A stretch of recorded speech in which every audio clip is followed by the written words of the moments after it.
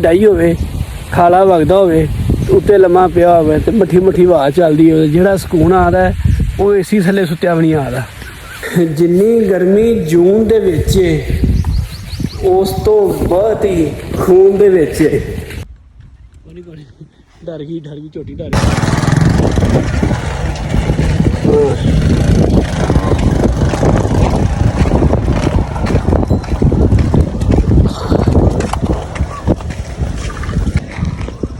मज्जां बद्धियां ने छावें धुप्प तो बचन वास्ते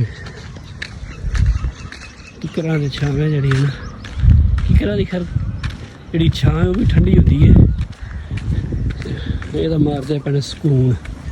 हाँ कोनी डर गई झोटी डर गई।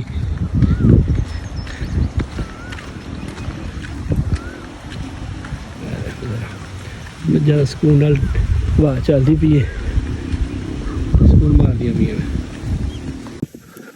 हाड़ का महीना है अज हाड़ की हो गई 14-15 दिन भी चंगा ठुक के लगा है।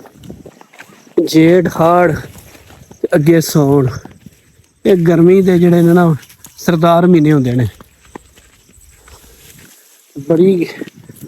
बड़ा सेका लगा अज कि बारिश आ जाए ना फिर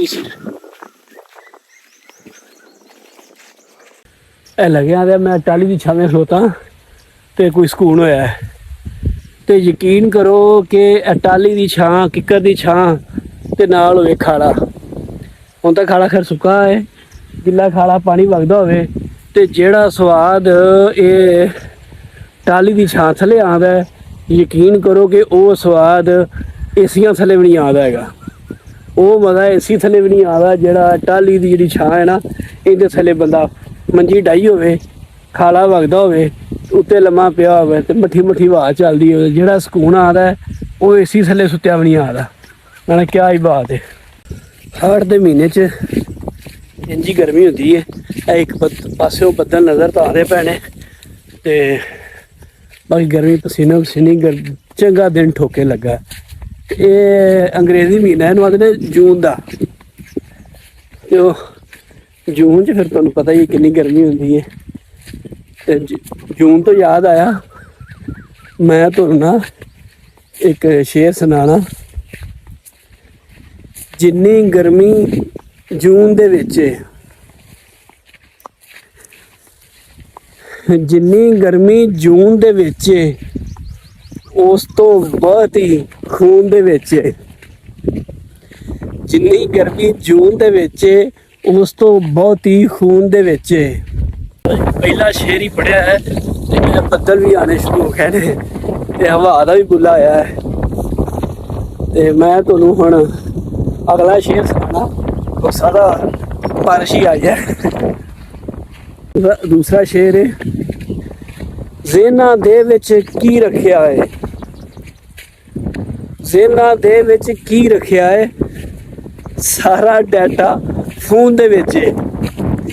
ज़हनां दे विच की रखिया है सारा डाटा फोन दे विच है। लवी हवा चल पई है तो स्वाद ही आ गया। तेज़ हवा तो पसीना आया तो जो पसीना आया होवे ना उदों हवा जिहड़ी वो भी ठंडी लगती है। ए वेखो जरा ठंडी हवा आ रही है ते बड़ा दिल लगा सी बड़ा घुट लगा सी हवा चल पई है। तो मैं तुहानूं हुण अगला शेर सुनाना ते उहदे बाजों मैं भी खुश हाँ